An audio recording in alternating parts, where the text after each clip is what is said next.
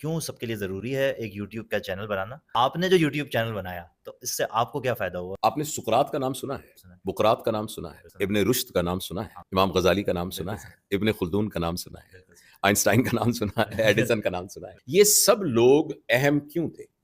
یہ اس لیے اہم تھے کہ انہوں نے اپنی زندگی کو لارجر دین لائف گزارا.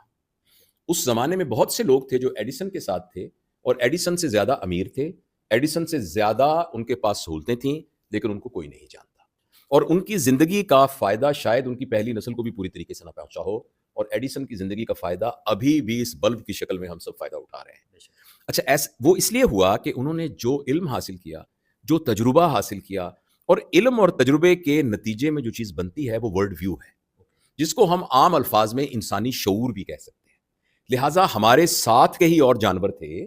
آج سے کچھ 40,000 سال پہلے بھی یہاں گدھے رہتے تھے اور گھوڑے تھے اور شیر تھے اور بکریاں تھے، مگر آج تک آل پاکستان گھوڑا ایسوسی ایشن نہیں بن سکی. آج تک بکریوں کا کوئی پرائمری اسکول نہیں بن سکا، اور کسی نے ایک کراچی میڈک ایسوسی ایشن نہیں بنائی، حالانکہ یہاں چوہڑوں میں بہت سارے میڈک رہتے ہوں گے. وہ اس لیے کہ جو ان کا شعور تھا وہ ایک فرد تک رہا، صرف سروائیول کی حد تک ان کا شعور ٹرانسفر ہوا ان کی اگلی نسلوں میں. اس کے علاوہ کوئی نئی چیز اس شعور میں شامل نہیں.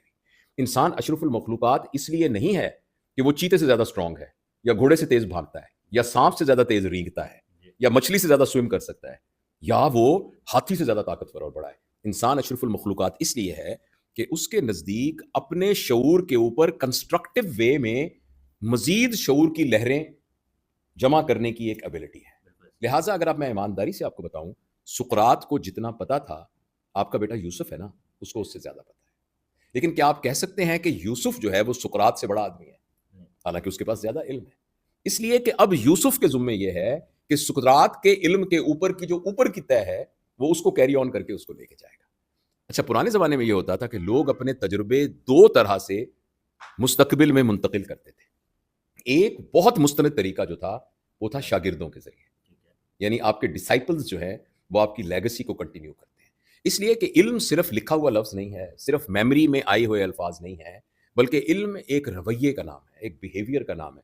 اور وہ بیہیویئر ہو سکتا ہے لفظوں میں بیان نہ کیا جا سکتا ہو. سچائی کو لفظوں میں بیان کیجئے نا، امن کو لفظوں میں بیان کیجئے، دیانت کو لفظوں میں بیان کیجئے، ایمپتھی کو لفظوں میں بیان کیجئے. یہ تو وہ چیز ہے جو محسوس کی جا سکتی ہے. تو وہ ایک اپنے ڈسائپلز کے اندر اپنی لیگسی کو کنٹینیو کرتے تھے. اور اس کا دوسرا طریقہ یہ تھا کہ وہ کتاب لکھتے تھے. اور کتاب وہ طریقہ ہے جس کے ذریعے سے شعور آگے منتقل ہوا ہے. اور جب بھی دنیا کے اندر لینڈ مارک تبدیلی ہوئی ہے، اس کانٹیکسٹ میں آپ کو دو لینڈ مارک تبدیلیاں بتاتا ہوں.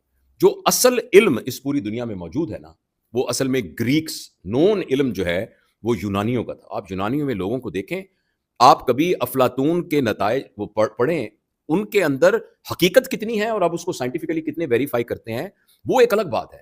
مگر فلسافیکلی آپ حیران ہوں گے کہ وہ کیا شاہ دماغ تھے.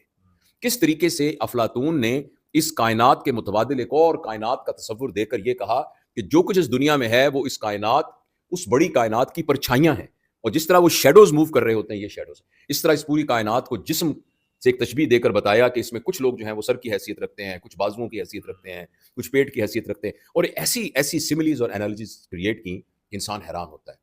اسی طریقے سے یہ تو وہ موٹے موٹے نام ہیں جو ہمیں معلوم ہے، ورنہ ایک لانگ لسٹ ہے گریک علم کی جو کہ وہاں موجود ہے. اچھا، وہ جو علم تھا، جب مسلمانوں کا ایک دور آیا نا ترقی کا، جو کہ اموی دور کے ختم ہونے کے بعد عباسی دور میں شروع ہوا اور وہ پھر 500-600 سال رہا، اس میں جو سب سے اہم کام کیا گیا وہ تھا دارالترجمہ. کہ جو چیز لیٹن گریک زبان میں کسی زبان میں آپ کو ملتی ہے اس کو ترجمہ کر دیجئے. اور اس کے نتیجے میں کیا پیدا ہوا؟ جابر بن حیان، قاسم الحضروی، البیرونی، بو علی سینا، عمر خیام، جابر بن نہیان، اتنے لوگ پیدا ہوئے. کون سا علم ہے جس کی بنیاد صرف اس وجہ سے نہ ہو سکی، اس وجہ سے ہوئی کہ جتنی کتابیں تھیں وہ موجود تھیں اور کتابوں کا ترجمہ کیا گیا، اور پھر ان کو لیبارٹری میں ایکسپیریمنٹ کیا گیا. یونانیوں کے پاس جو کچھ تھی وہ یہاں تھا، بس فلسافیکل لیول پہ تھا. اور پوری انسانیت کی تاریخ میں جو تبدیلی آئی مسلمانوں نے کی، انہوں نے وہ جو یہاں تھا اس کو لیبارٹری میں لے آئے اور اس کو تجربہ. لہٰذا کیمسٹری ایجاد ہوئی، الجبرا جابر بن نہیان کے نام سے، کیمسٹری، سرجری، میڈیسن، اسٹرونومی، اسٹرولوجی، میتھمیٹکس، اور فلکیات کا علم، یہ سارے علوم جو تھے وہ وہاں سے لیبارٹری میں آ گئے. اور پھر جب منگولوں نے بغداد پر حملہ کیا عباسیہ کے آخری دور میں، تو اس کے بعد یہ ساری کتابیں بہت سی جل گئیں، اور بہت سی کتابیں اس وقت رومن اور ان لوگوں کے ہاتھوں لگیں اور وہ یورپ میں چلی گئی. آپ نے اقبال کا وہ شعر سنا ہے نا، آبا تو وہ علم کے موتی کتابیں اپنے آبا کی انہیں دیکھیں جو یورپ میں تو دل ہوتا ہے سی پار. اور وہاں جا کے انہوں نے ایگزیکٹلی وہی کیا جو کہ مسلمانوں نے کیا تھا. انہوں نے بھی اپنے طور پر ٹرانسلیشن سینٹرز بنائے. اتنے میں ٹائپ رائٹر بھی ایجاد ہو چکی تھی اور پریس بھی ایجاد ہو چکی. انہوں نے کہا جو چیز ہڈی پہ لکھی ہے، چمڑے پہ لکھی ہے، کاغذ پہ لکھی ہے، اس کو ترجمہ کر دو، لیٹن میں یا انگلش میں، جرمن میں یا فرینچ میں. اور اس کی بنیاد پر پھر علم کا ایک تیسری طے ہوئی. جو تھے گریکس نے اس کو کوگنیٹو لیول پر سیکھا، ہم نے ان کو لیبارٹری میں کنورٹ کیا، انہوں نے لیبارٹری سے اس کی اپلیکیبل فارمز بنائی، جس کے نتیجے میں اسٹیم کا انجن بنا اور پروڈکٹس بنی، اور پھر یہ ساری ترقی ہوئی. تو اس کے پیچھے جو ایک چیز ہے وہ کتاب ہے. تو اب جس طریقے سے میرا دل چاہتا ہے جو میں نے زندگی لکھی میں اس پہ کتاب لکھوں. اب بڑے لوگوں کی ایسی ہوتی ہے نا. اب جوش ملیح آبادی صاحب کی کتاب ہے یادوں کی بارات، انہوں نے اپنی پوری زندگی کا خلاصہ اس میں لکھ دیا. شہاب نامہ جو ہے وہ قطب اللہ شہاب صاحب نے اس کے اندر لکھ دیا. دل بھٹکے گا جو ہے احمد بشیر صاحب نے اس کے اندر اپنی پوری زندگی لکھ دی. تو اسی طریقے سے میرا بھی دل چاہتا ہے کہ جب میں اس دنیا سے جاؤں تو میں نے زندگی کو جس طرح برتا ہے. میں جاوید اقبال ہوں. جاوید اقبال جب اس دنیا میں نہیں تھا تو جاوید اقبال کی کمی تھی. جاوید اقبال جب اس دنیا سے جائے گا تو وہ جگہ خالی رہے گی. یہ بات فیضان کے لیے بھی ہے. اور جو نیچے کونے میں جوتے گانٹ رہا ہے نا محمد بشیر، یہ اس کے لیے بھی. ہر انسان جو اس دنیا میں آیا ہے وہ یونیک ہے. جب وہ نہیں تھا تو اس کی جگہ خالی تھی، جب وہ جائے گا تو وہ خالی رہے گی. تو میری کتنی بدقسمتی ہوگی کہ وہ زندگی جو یونیک میری زندگی ہے جو میں نے برتی ہے، میں جاتا ہوا دنیا کو وہ بتا کے نہ جاؤں، ڈاکیومنٹ نہیں کیا. تو لہٰذا آپ کتاب لکھیے. کتاب لکھنے کا تردد نہیں کر سکتے تو آپ یوٹیوب کا چینل بنائیے، اور یوٹیوب کے چینل پہ آپ اپنی پوری زندگی کو بتائیے. ہو سکتا ہے کہ آپ کی کہی ہوئی بات دوسرے کے لیے فائدہ مند ہو سکتا ہے آپ کا ہنر سکھایا ہوا ہنر کسی کے کام آ جائے. ہو سکتا ہے آپ کے نظریے کے اندر جو بغاوت ہے وہ بغاوت کسی کے لیے کوئی مشعل راہ بن جائے. تو اس لیے میں تو یہ سمجھتا ہوں کہ ہر شخص کو اس ٹیکنالوجی سے فائدہ اٹھانا چاہیے. ہر شخص کو ایک یوٹیوب کا چینل بنانا چاہیے. ہاں البتہ بعض اوقات یاد ہے جب ہم چھوٹے ہوتے تھے تو لوگ بابا چیک کرتے تھے کہ یہ کوئی واہیات کتابیں تو نہیں پڑھتا. تو ایون کتابوں میں بھی کچھ واہیات کتابیں ہوا کرتی تھیں. اسی طریقے سے یوٹیوب چینل میں بھی کچھ واہیاتیاں ہو سکتی ہیں. تو کچھ اس کا چونکہ ایک ضمنی فائدہ پیسوں کا آنا بھی ہے، تو کچھ لوگوں کے لیے وہ ہی ایک مقصد بن جاتا ہے. تو میں اس کا ذکر نہیں کرتا کیونکہ وقت کے ساتھ آہستہ آہستہ جو جعلی چیزیں ہوتی ہیں وہ کٹ جاتی ہیں. ہم اس کے بارے میں پریشان بھی نہیں ہونا چاہیے. لیکن میں اس بات کو بہت شدت سے کہتا ہوں کہ ہم میں سے ہر شخص، ایک خاتون جو گھر میں ہاؤس وائف ہے، وہ اپنی زندگی کے تجربات کو ایک یوٹیوب کے چینل پہ شیئر کرے. ایک خاتون جس کے بارے میں مشہور ہے کہ وہ بہت اچھا کھانا بناتی ہے، وہ اپنا کھانے بنانے کا سارا تجربہ یوٹیوب پہ کیوں نہیں ڈالتی؟ اگر میں سرجن ہوں اور میں آپریشن کرتا ہوں اس دوران مجھے کیا کیا تجربات ہوئے ہیں، میں لوگوں کو بتائے بغیر چلا جاؤں؟ یہ کہاں کی بات ہے؟ اور مجھے جانا ہے، مجھے یہاں نہیں رکنا. تو جانے سے پہلے میں اپنا کچھ نقش تو چھوڑ کے جاؤں. دیکھیں یہ میں آخری بات کرنے لگا ہوں. یہ پوری کائنات ایک بہت بڑا کینوس ہے.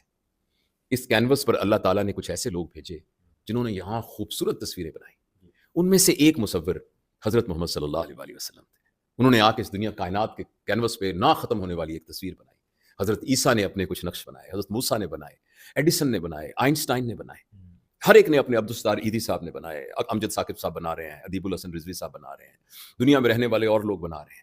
کتنی بدقسمتی کی بات ہو کہ جاوید اقبال جس کے ہاتھ میں قلم تھا، کینوس موجود تھا، جب وہ اس دنیا میں جائے تو اس کینوس پہ ایک نقطہ بھی نہ ہو جس کے بارے میں جاوید اقبال کہہ سکے کہ یار یہ نقطہ میں نے لگایا تھا.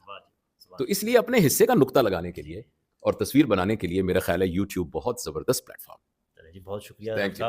Very thought provoking. Thank you.